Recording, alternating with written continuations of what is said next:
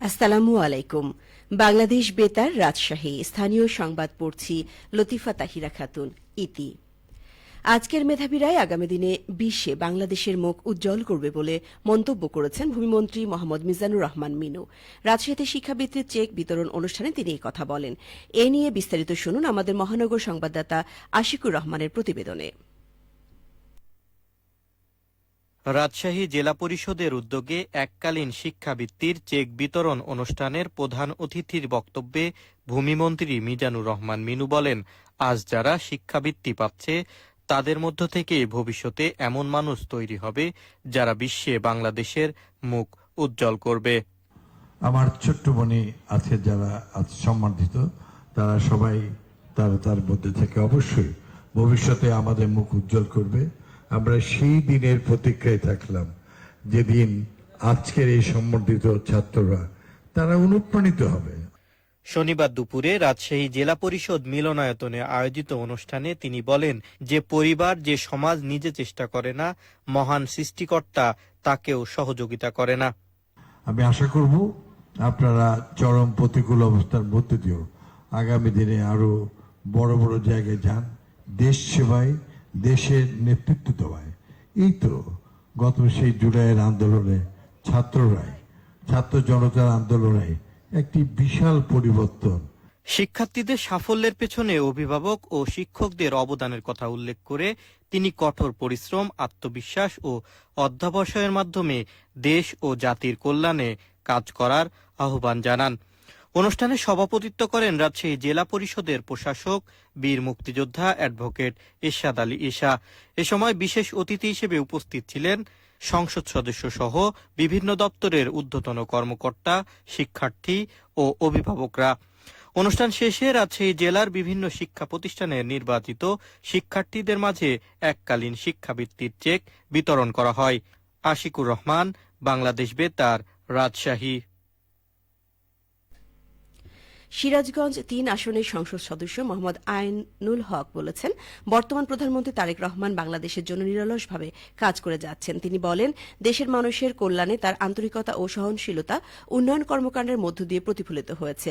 আজ জেলার রায়গঞ্জ উপজেলা পরিষদ অডিটোরিয়ামে বাংলাদেশ প্রাথমিক শিক্ষক সমিতি রায়গঞ্জ উপজেলা শাখার আয়োজনে প্রাথমিক শিক্ষার গুণগত মানোন্নয়ন শীর্ষক আলোচনা সভার প্রধান অতিথির বক্তব্যে তিনি এসব কথা বলেন।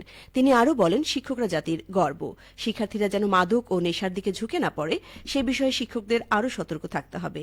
একজন সুশিক্ষিত ও আদর্শ শিক্ষার্থী ভবিষ্যতে দেশের নেতৃত্ব দেবে।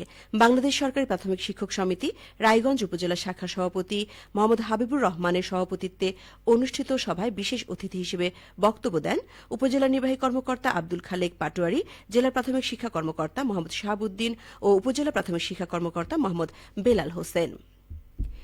ডেঙ্গু প্রতিরোধে বাংলাদেশ সরকারের মন্ত্রিপরিষদ বিভাগের নির্দেশনা অনুযায়ী সাপ্তাহিক শনিবার পরিচ্ছন্নতা কার্যক্রমের অংশ হিসেবে পাবনায় র্যালি, লিফলেট বিতরণ ও পরিষ্কার পরিচ্ছন্নতা অভিযান অনুষ্ঠিত হয়েছে। জেলা প্রশাসন পাবনার আয়োজনে এবং পাবনা পৌরসভার সার্বিক সহযোগিতায় আজ দিনব্যাপী পাবনা পৌর এলাকায় এসব কর্মসূচি পালিত হয়। অতিরিক্ত জেলা প্রশাসক ও পাবনা পৌর প্রশাসক খায়রুল ইসলামের নেতৃত্বে পৌরসভা ও জেলা প্রশাসনের বিভিন্ন পর্যায়ের কর্মকর্তা কর্মচারীরা এতে অংশ নেন। এ সময় অতিরিক্ত জেলা প্রশাসক ও পৌর প্রশাসক বলেন, শুধু প্রশাসন পর্যায়ে নয়, সবাইকে নিজ নিজ বসতবাড়ি ও আশেপাশের পরিবেশ পরিষ্কার পরিচ্ছন্ন রাখা অত্যন্ত জরুরি। তাহলেই আমাদের উদ্দেশ্য সফল হবে। লেনদেন হবে ক্যাশলেস, এগিয়ে যাচ্ছে বাংলাদেশ। প্রতিপাদ্যে নাটোরের বড়াই গ্রামে পূবালী ব্যাংকের সেলফ সার্ভিস সেন্টার ও ইলেকট্রনিক বুথ উদ্বোধন করা হয়েছে। আজ দুপুরে উপজেলার মৌখাড়া বাজারে এ উপলক্ষে আয়োজিত আলোচনা সভায় সভাপতিত্ব করেন ব্যাংকের নাটোর শাখার ব্যবস্থাপক বিশারত আলী।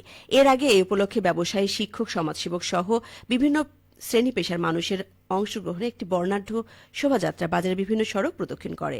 পূবালী ব্যাংক নাটোর শাখার ব্যবস্থাপক জানান, সরকার একটি স্মার্ট, আধুনিক ও ক্যাশলেস অর্থনীতি গড়ে তোলার লক্ষ্যে কাজ করছে।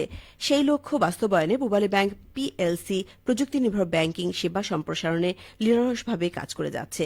ব্যবস্থাপক আরও জানান, বর্তমানে ডেবিট ও credit card, QR code, mobile ও ইন্টারনেট ব্যাংকিং সহ বিভিন্ন ডিজিটাল পেমেন্ট প্ল্যাটফর্মের মাধ্যমে গ্রাহকরা দ্রুত, নিরাপদ ও সহজে আর্থিক লেনদেন করতে পারছেন।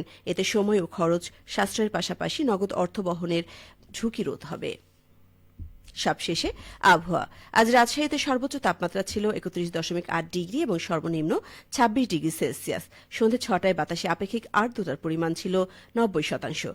রাজশাহী ও পার্শ্ববর্তী এলাকায় আগামীকাল সূর্যোদয় ভোর ৫টা বেজে ২৪ মিনিটে। সংবাদ শেষ হল।